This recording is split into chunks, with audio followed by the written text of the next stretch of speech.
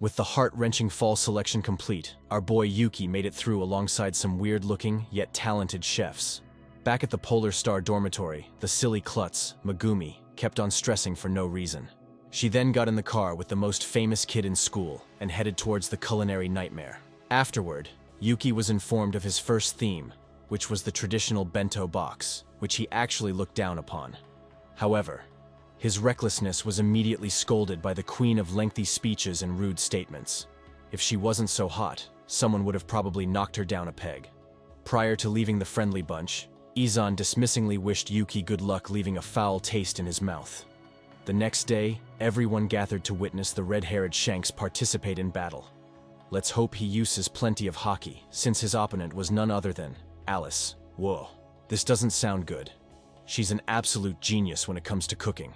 Someone who rivals the queen herself, and studied molecular gastronomy from a young age. She tried intimidating him and downplaying his talent. But Yuki wasn't tuned into her blabbering frequency. These Nakiri's sure do talk a lot. The match officially began, and Alice seemed like she was trying to recreate the elixir of life, while Yuki's cooking seemed basic. He kept on teasing her, hoping to throw her off guard. Unfortunately, his tactics didn't work since Alice was done in a jiffy. I didn't expect her as the type of girl who enjoys quickies. The judges were dumbfounded upon seeing her bento box.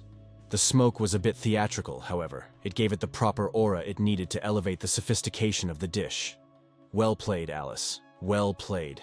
The judges took their first bite, while the audience speculated the taste, and Alice explained the technique. Can I have a bite as well? That looks hella good. If only 7D technology existed. When, oh when, will we get a Ready Player One experience? Food Wars would be my second visit. We all know where my first would be. Are you all seeing this? The judges are having the time of their lives. Even the director went bare-chested. Her talents was one worth envying. It was now time for Yuki's dish, which looked totally mundane in relation to hers. Alice seemed confused, and the judges' morale fell after seeing his presentation. Nevertheless, the first bite changed their mind. As they continued to chomp down, they realized the elegance of his cooking and the refined techniques he used to elevate the food. Everything blended well, and it was so refreshing. Unlike Alice's cooking, this was a wholesome meal you could eat at your leisure. Alice insisted her cooking was far more superior. Yuki, on the other hand, dismissed her efforts, letting her know that she failed to fulfill the customer's basic needs. He used a story of his customer to prove this, and as the judges went deeper, they kept on experiencing new flavors with every bite. Upon closer inspection, they noticed Yuki using molecular gastronomy. That was like a slap on the face for Alice. Is this guy more of a genius than her? After all, his dad was the best to have ever done it. Just when they thought they were done, they found a secret compartment, and the sauce blew their mind and turned them into children. Upon turning around, they found the director chilling bare-chested. Doesn't this prove that Yuki's meal was more superior? At least the director thought so, and Yuki challenged her to take a bite and experience the delight for herself. She walked down memory lane and chomped up the food as the director deemed Yuki the ultimate winner. Wagariro. As the beautiful Alice was crying, Yuki came to console her and received a mouthful. Unfortunately, it wasn't French. Irina then made it worse by downplaying her cousin. These Nakaris, I tell you, a walking radio. Afterward, Megumi congratulated Yuki nervously as she was up next. She tried to play it cool and continued on. Meanwhile, Ryo stuck a knife into Alice's chest through his sharp words. Are all the chefs these brutal? Even so, Megumi has her hands full dealing with this demon. Prior to the battle, they were informed of their theme, and it was noodles. Megumi kept on studying her ingredients and decided on a bulletproof strategy to win. However, she kept on failing left and right until a package came from her mother. She has main character vibes whilst being a side character. How is that even possible? As the contestants prepared their dishes, the judges kept on commenting on the delicacy of ramen. The audience were baffled by Ryo's strategy, and the aroma oozed from their cooking. Is this going to be an even match? Everyone else thought so, except Alice, who was trying to support her friend. Meanwhile, Ryo proved why he was called the demon. In a flashback, Alice escaped the lab and met young Ryo, who gave her an attitude. He insisted he was a chef since he was a kid, and the Polar Star dormitory interrupted her story to support their star pupil. Ryo intensified the heat by threatening Megumi with his passion. However, she wasn't having it and focused on perfecting her dish. Ooh, shiny. This battle had the judges on excited. They surrounded them to witness the magic firsthand. Ryo, however, stole the show with his dazzling presentation. Back to the flashback between the two prodigies fighting, and Ryo insisting he serve the needs of the people. He sure was a haughty chef inside the kitchen, but this guy was hella scary. Everyone loved his food, and in the present, he served his ramen to the judges. With the first bite, they fell in love with his audacious style and pompous attitude which spoke through his food. It was rich and intense, the same with his burning passion for cooking. He sure was ferocious, and the director faced him head-on.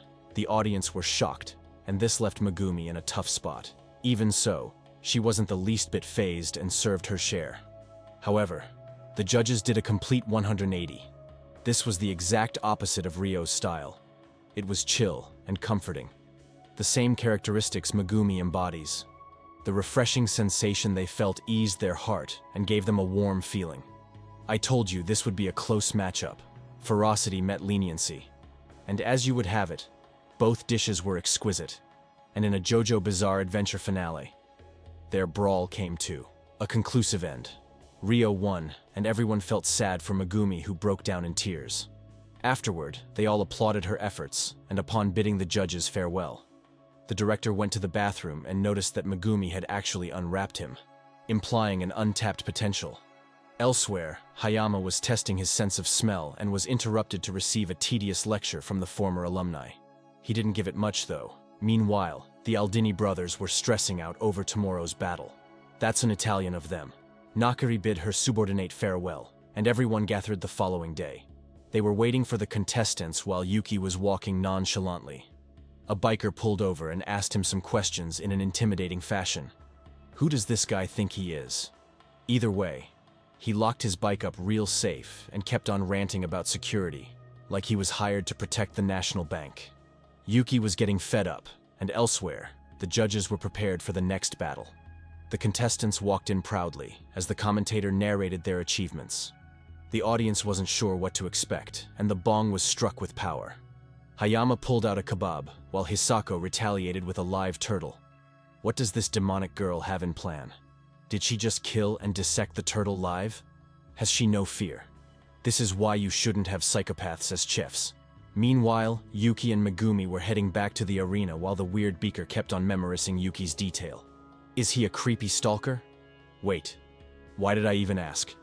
Apparently, he was stalking Aldini as well. This sounds too scary. And as luck would have it, the four of them went into the same room to watch the battle. What kind of weird fate is this?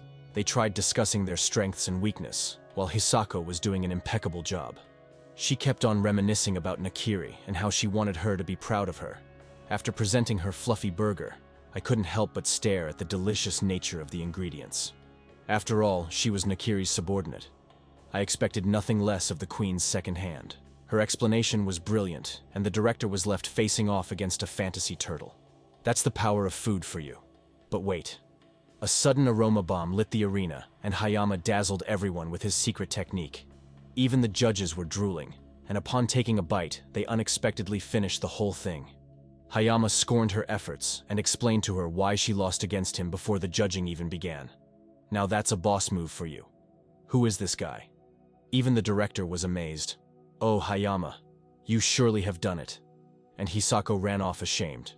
Afterward, Aldini challenged Yuki and declared his premature victory. Afterward, Aldini met the creep in his room and decided to confront him. Who knew this creep was a chef? The next matchup was underway, and everyone stood in awe waiting for the contestants to come up. However, the rules changed prior to the match, stipulating that each judge will possess one unique vote. This should make things interesting. Subaru the creep and Aldini the Italian genius. Things got heated between the two, and I assumed they were about to throw hands there. However, that pursuit is for brutes, and this shokugeki was for civilized warriors. Subaru was known as the copycat assassin who has won 99 battles. Even the judges were astonished to hear that he won every battle by making the same dish as his opponent. What kind of sorcery is this? He seemed to have studied Aldini's dessert thoroughly. Even so, Aldini wasn't fazed by his pointless threats. It seems that Subaru defeats his opponents and steals their special cooking utensils. Meanwhile, Subaru was working like a pro and everyone was shocked. To add insult to injury, he was adding special ingredients to his cooking to make it slightly better than Aldini. Whoa, this guy is a master scammer. After taking out a special liquor, Aldini was shocked to his core. How the hell did he know about all of this? Oh yeah, he was stalking him everywhere. Where is the honor in battle, though? The audience was baffled and Aldini was lost in thought. Trying to change his recipe this late in the game could cost him the victory, and if he doesn't, his dish could be seen as inferior to his opponent's. Oh, what a pickle Aldini has found himself in. With no ingredients and ideas, Subaru was obviously ahead of him. Aldini was about to break down until he stared in the eyes of his brother and reminisced his childhood. He looked deep into his soul while Subaru presented his dish. It looked sublime, not to lie. The judges promised not to be biased and were surprised by the brilliance of the cooking. As Subaru stared into their eyes, they were upset by how good it was. They were left gasping while Aldini presented his own dish with a twist. With a single bite, the judges were taken to a refreshing part of Italy. It seems that he added lemon and olive oil to try and appear unique. What do you know? It actually worked. The director was amazed by his genius, since it was a spontaneous decision. Aldini, my boy, you were bamboozled. Subaru laughed his ass off as he explained his addition of lemon to the mix. It seems he has Aldini all figured and dancing on the palms of his hand. The fear in his eyes was impalpable. With a unanimous vote, Subaru defeated our Italian Prodigy. Everyone was left dazed by the results, while Yuki acted like nothing happened. Surprise, surprise, Subaru was waiting for him in his room. Everyone waited outside while the two discussed about their upcoming battle. Subaru made him an offer, a knife for a knife. However, Yuki kept talking over him like he was trash and discredited his cooking style. He then countered by putting his chef career on the line for the 99 items Subaru has taken so far. Man, when did this show become this intense? Since Yuki continued blabbering, his friends came in to shut him up before he said anything he'd later regret. They were disappointed by his challenge. Even so, Subaru accepted. Elsewhere, Irina was sent a letter by her right hand, while Yuki was thinking of what his next meal would be. This guy sure is clueless and careless. A journalist came by asking to interview him before the upcoming Shokugeki. Isn't this a ploy for Subaru to tail him? Yuki couldn't possibly agree to this. The journalist kept on stalking him everywhere until Yuki finally gave in. Oh man, this is certainly a recipe for disaster. The journalist kept asking a lot of questions and documenting everything Yuki did. Could it be any more obvious than this? This guy seems innocent at first glance, but we all know he's an undercover spy. What is Yuki thinking agreeing to this deal? He kept on blabbering about this competition with Subaru while everyone was preparing their own craft. Yuki kept on experimenting several dishes with the spy, listening to everything and stuffing his face. Meanwhile, Irina was dead set on finishing her manga as she kept on reminiscing about Alice and Hisako. I bet she misses her already. It must feel lonely in that huge house. Fortunately, Yuki and the journalist came by to intrude her privacy and ask her for some assistance. Nakiri was acting like a total you-know-what and demanding compensation for her time. However, Yuki caught her manga and offered to provide the sequels. Irina agreed, but insisted on simply tasting it and refused to give advices. With a single bite, she started belittling his recipe and downgraded the entire meal. Ouch, that was harsh. She kicked him out and told him to do better. That didn't go as planned, and the journalist was losing it. Elsewhere, Subaru was daydreaming of becoming Yuki, and damn, was this guy a great actor? He certainly is the copycat Prodigy. The next day, the journalist came back looking to uncover even more secrets and handed him a magazine. His quiet reading session was interrupted when Mito, the meat master, came in to hand him some signature meat. Where did she get all of this, and how much did it actually cost?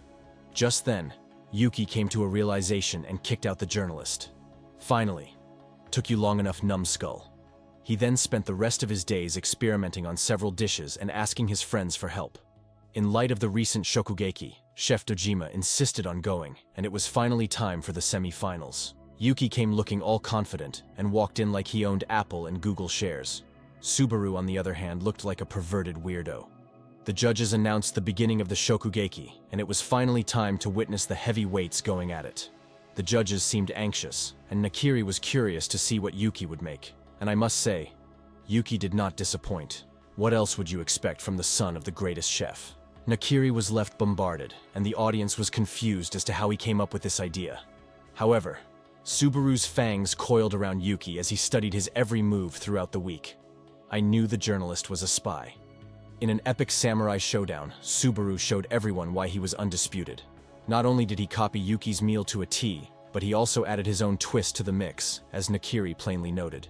He used a rare seasoning sauce meant to boost the umami and sweetness, a special garnish that even the judges acknowledged. They all assumed Yuki lost before even tasting the dish. Everyone looked on in anticipation, and it was revealed that the journalist's computer was hacked. However, in a sudden twist, Yuki brought out a box filled with custom meat. He went to work, and the meats looked spectacular. It seems that Yuki was cooking impromptu. Even so, the copycat ninja wasn't impressed, and in fact, saw this coming. He presented his dish to the judges who looked excited and fidgety, but the first bite left them blushing like a teenage girl in love. Subaru notified the judges how he prepared and smoked the bacon, refining the taste and giving an edge to his dish. If this was wrestling, he was chalking and smashing all the judges. What is Yuki going to do now? He seemed depressed, while Subaru couldn't help but gloat needlessly. His venom was close to his neck, but then, Yuki revealed his counter dish in a foggy celebration. He prepared beef stew, and Subaru wasn't impressed, since he believed his dish was organized, but in a twist of events, Yuki took them on a wild roller coaster. How good is this dish? It made the judges feel like a little kid in a gigantic arcade. Yuki informed them how he meditated upon the dish, and after brainstorming several strategies, he stumbled upon this approach to fool Subaru. He used the culmination of his knowledge to outwit Subaru and dazzle the judges, leaving them in a childish illusion. As they were holding hands in a weird fashion, everyone could tell that Yuki won this battle hands down. It was unanimous. Yuki defeated the fake Kakashi. As Subaru took a bite of his dish, he was transported to Yuki land and began to reminisce his childhood. Who knew he was a rich guy's son? His father had abandoned him, and he started taking revenge on several chefs as a result. The demonic Subaru fell to his knees and gave up the right to all the utensils he stole across the years. What a heroic gesture from Yuki. He saved them all and struck Subaru, telling him to become even stronger. Even Aldini challenged him to a battle.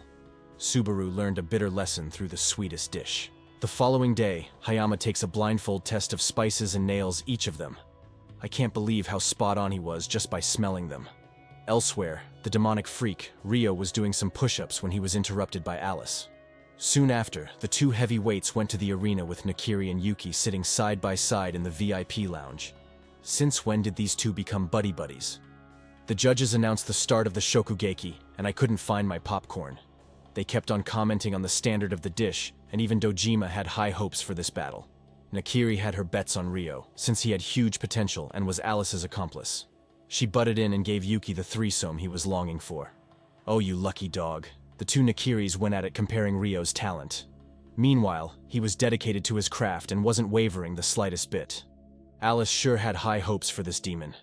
Even the judges were fascinated by his style of cooking, comparing it to the likes of a tiger. Hayama had his hands full with this one, and his spices were oozing throughout the whole arena. Now this is what you expect from the master of spices. Even so, Ryo was only focused on mastering his craft. Nakiri was amazed by the technique he chose to show, and couldn't fathom his thought process. Despite his efforts, Hayama was the one stealing the show. The rivalry between these two was truly legendary. As he presented the dish, the judges couldn't help but comment on the dish. We all knew where their bite was going to take them. Earthly paradise, of course. The sophistication of his dish made it appear as if he was playing Yu-Gi-Oh! It was a magical warfare. Just then, Ryo pulled out his move and presented a slimy-looking eel. His face was condescending and gave the judges a nasty attitude. Regardless, his food spoke volumes and was imbued with unnerving electricity. Does eel taste this good? Even Hayama was amazed. No wonder Nakiri couldn't tell what he was doing. The demon's dish kept on exploding and leaving them breathless. The tiger versus the eagle, the judges couldn't decide. They were frozen in place. And two judges voted Hayama and Dojima went with Ryo. And another chose Ryo as well. The last judge was indecisive, and this caused Ryo to boil up. However, Dojima protected her. And the Totsuki Elite 10 came to give their advices. After conferring, they suggested letting both of them pass, and having 3 finalists participate in the main event. What an absurd, yet intriguing claim. The director announced the result, and the decision was final. The demon was upset, and Hayama felt disappointed. Yuki, for one, was confused, and gave a motivating speech to the journalist. Suddenly, the ice was broken, and the theme of the finals was announced. Pacific fish. The next day, Yuki gets ready early in the morning to head to the fish market. Alongside Megumi, they go through the market looking at all sorts of fish. But this time, they were looking for the Pacific fish and ran into Ryo and Alice. It seems the competition has already started. To make matters worse for Yuki, Ryo was an expert when it came to fish. They decided to have a challenge to see who knew their fish better. They cooked it in the most simple of manner, and Ryo's fish selection proved to be tastier. Alice tried explaining how Ryo had a lengthy background when it came to seafood, particularly fish, and he kept going on and on about how he's been coming to the fish market daily for years. Yuki then overheard them talk about Hayama, who was able to distinguish the freshest fish by smell. Well, he sure has his hands full with this challenge. Choosing the best fish will determine victory in this competition. With 10 days to go, Yuki was stuck trying to think of ways to beat them. Elsewhere, Hayama was conducting an interview and kept boasting about his sense of smell. I won't lie, this guy can surely back it up. Ryo was also in another interview, and it seems these two were ahead of their time. Yuki is falling behind and seemed paralyzed in fear. I did not expect this to happen to our MC this early in the show. Yuki grabbed a couple of his friends asking for their help and gathered them to ask for advice. Instead of choosing the freshest fish on the day of the competition, he insisted on aging it and everyone seemed on board. Aging took 3 days and smoking took 2 days. They only had 2 tries to get it right and everything had to be absolutely precise. Yuki sure has his hands full with this one. He kept on going to the market daily and experimenting on a number of techniques to cook it. Even so, Megumi admitted Ryo's cooking was much better. Yuki felt confused on what to do next and kept on meditating of ways to beat them. The old lady tried advising him, and he felt a sigh of relief afterward. It was finally time for the finale, and Hayama stepped in alongside Ryo and Yuki. The moment we've all been waiting for is here, and the audience felt pumped up. The director alongside Jin was here, even Alice's mother was present. And this woman was quite special. Even though Alice felt ashamed by her presence, her aura sure was tempting. Meanwhile, Ryo and Hayama took out the freshest-looking fish, while Yuki pulled a grotesque one. Everyone was shocked to the core, and they realized immediately that he aged his fish and declared him the loser before the match even began. The ceiling opened up, and the full moon was as majestic as when Gin was a chef. The match was underway, and the judges seemed excited as ever with Alice and Nakiri standing behind them. Who will come out on top, I wonder? As the judges commented on the techniques involved in cooking Pacific fish, we the viewer were left amazed by the depth of knowledge involved in cooking. Who knew it was this complicated? For some reason, Alice started reminiscing about the time she met Ryo and how they engaged in a shokugeki, and she won endlessly, causing the fierce rivalry between them. These two sure looked like an adorable couple. Meanwhile, Ryo took out a plastic wrap planning to use gastronomy in his cooking, a technique he stole from Alice. The demon waged the challenge and was done with his cooking. As he stepped forward, all eyes was on him. His cooking looked like an explosion of flavor that left reverberations throughout the whole arena. Cartaceo was the name of his meal, and upon taking a bite, the judge's intense gaze turned into a confused grimace. The audience were on the edge of their seat, and Alice's mother became eloquent all of a sudden, and this coming from the woman who stuttered when she walked in. The judges felt like they were swimming in the ocean, while suddenly, Hayama walked by like he didn't have a care in the world. Not only did he disrespect Ryo, but his dish was actually an appetizer. He turned out a blowtorch, and his aroma left the audience drooling from their seats. Alice's mother stripped in excitement and regained her clarity while all the judges seemed like they lost their composure. Hayama, you devil. Even Nakiri started explaining his dish with Dojima Jin assisting in the lesson. It seems that each dish contained a special lecture behind it. These two battled it out, and Hayama seemed to have cornered Ryo with a bullseye. A bullseye! Yuki walked past them nonchalantly, and his dish looked magnificent to say the least. Perhaps he might have a chance after all. The judges were bursting with excitement and they seemed pleased and comfortable. His cooking does bring joy to his customers, since he used to work as a diner. Yuki, my guy, your dish was quite surprising, and your method was unique to say the least. Even so, the director did not go bare-chested. Just then, Yuki pulled out his last move by unsheathing his sword. Quite done yet. He had a secret sauce lying behind, and Nakiri knew he had more to offer. The soup seemed thicker, and the director went bare-chested all of a sudden. It seemed he made it from soy milk. And this technique caught Alice completely off guard since she never thought about it. It complemented his dish and elevated the taste to another level. Alice's mother couldn't stop ranting, and this reminded her of her childhood days. Yuki, the transfer student, who knew he could hold his own. The audience couldn't believe it, and the battle seemed equally matched. The judges concluded their decision, and the anticipation was killing us all. The moment of truth was upon us, and the director complimented all of their cooking, giving Yuki a point for creativity. However, it all boiled down to deliciousness, and whether the dish showed the essence of the chef, a dish that is unique or considered a specialty. As such, Hayama ended up winning, since his dish was considered a specialty, and only he could have done it. His mentor came to greet him and everyone applauded his efforts. Dojima went up to him and congratulated him on the victory. Alice aggravated Ryo while Yuki kept reminiscing about his dad. Yuki then asked Hayama for his cooking and they both sat down munching on his meal. These three sure were strange. The director finalized the competition and it was finally over. What an unexpected battle. As everyone was leaving, Yuki received a phone call from his dad who kept on making fun of him. He warned him not to lose ever again until he faced him in a shokugeki. Afterward, he kept on contemplating of ways to stand out from the rest of his peer. A few days later, the ladies got together and started whipping something special while Ryo and Yuki went to Hayama to learn from him. At least these two weren't sore losers. Yuki showed his own specialty, and Ryo kept on downplaying it while Hayama's mentor gave them advices on the upcoming competition. A few days later, Yuki went to the airport and met Hisako.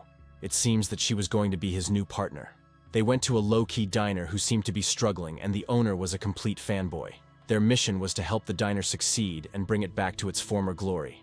Hisako did not seem to like Yuki one bit and idolized Nakiri like she was a queen. She kept on giving Yuki a nasty attitude, and I'm surprised how patient Yuki was with the whole thing. Suddenly, a bunch of people rushed in. It seems that the new train station brought a bunch of customers to this diner. The entire kitchen was super busy, and another load came in. This time, Yuki took over and showed them how it's done. Hisako was struggling to keep up but tried her best to stay positive. Later that night, everyone congratulated Yuki and kept on giving Hisako tons of compliment. Elsewhere, Nakiri was picking a fight against the head chef, and Megumi felt completely lost. Meanwhile, Hisako was given a history of the diner and what made it unique while Yuki was contemplating of ways to win this competition. It seems that Nakiri took over the kitchen and made it hers, while the chef was dumbfounded. She talked down to him, and Megumi was amazed by her vigor. The next day, Hisako was behind the computer looking at their accounts and realized things were a disaster. Megumi, on the other hand, was stuck washing dishes while Hisako and Yuki were giving the chef advices. They wanted to fix things before they left to prevent their downfall. Megumi also gave some advices in regards to the quantity of sauce and the quantity to be served. Yuki insisted on the diner being a reservation only, and everyone was dubious of this plan. Hisako backed him up, and the next day, their first customer arrived, and the diner started doing well. It seems that Yuki and Hisako made a significant change, and thereby passed the mission. Megumi felt flustered inside the same car with Nakiri, and you can tell how intimidating Nakiri is up close. She kept on reminiscing about Hisako and their longtime friendship. Elsewhere, Yuki was trying to convince Hisako to go back to Nakiri and gave her some mangas to gift to Nakiri. What a nice guy. The city was buzzing with life, and Chef Shinomiya was given a mission by Dojima to take in Yuki, the chef known as the Magician, taking in the Prodigy child. You'd expect him to do some serious work, but alas, he was given cleaning job as was everyone else. They introduced themselves to him, and the head chef seemed envious of Yuki. Shinomiya was tough on everyone, and had our boy working non-stop. Yuki told him how he wanted to discover his specialty, and the magician went into the kitchen to cook lunch for everyone. They were all watching with excitement as the chef cooked quiche. They all dug in and were surprised by the juiciness and crunchiness. That's the magician for you. Shinomiya challenged Yuki to keep up and gave him a custom-made uniform. They explained to him the etiquette of the restaurant and warned Yuki not to fall back. Everything was ready, and it was time for the customers to walk in. The first guests entered and the aura of the entire kitchen shifted. They were quick and silent. Everything had to be precise and efficient, because that's how the magician rolls. There was no falling back, and Yuki was overwhelmed by all of the commands. He tried equating everything in his head, but was seen lacking and couldn't keep up with the speed. Shinomiya tried to cover his back and the main chef criticized his efforts. Well, their guy sure was cruel. Ryo and the others were giving it their all and everyone seemed to be nailing this competition. What a challenging mission. Meanwhile, Shinomiya warned Yuki to keep up or leave. Everyone was a bit harsh on our boy Yuki. I'm guessing this is the challenge of working at a top-class chef. Yuki spent the night studying the menu and was ready the next day. He had everything cleaned and prepped, and things seemed to be going well. Yuki was determined to make it, and his devotion was visibly apparent at this point. As each day passed, Yuki's curiosity increased, and his productivity skyrocketed. Everyone was astonished, and Yuki was blossoming into a culinary masterpiece. Even Shinomiya was impressed by his effort. The main chef acknowledged Yuki, and Shinomiya couldn't help but see himself in him. All of a sudden, Yuki wanted to participate in the competition the following day, and the battle just started. The following day, the head chef was giving Yuki some tips on French cuisine and how it differs from Japanese cooking. It was the final day of the competition, and Yuki seemed like he was ready to slaughter a bull. Meanwhile, Shinomiya was conducting an interview while his chefs were working extra hard. Now that all was said and done, head chefs of Totsuki came back, and we saw a couple of familiar faces who used to be judges.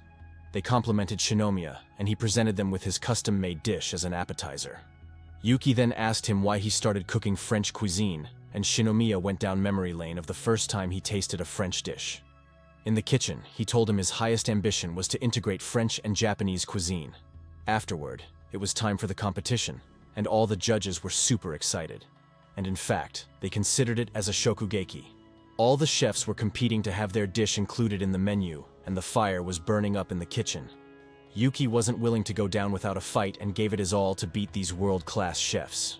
He kept on remembering his father's teaching, and tried to combine all the emotions he accumulated till this day. Now this looks like a scene worthy of a Crunchyroll Animation Award. It was finally time, and Yuki was the last one to present his dish.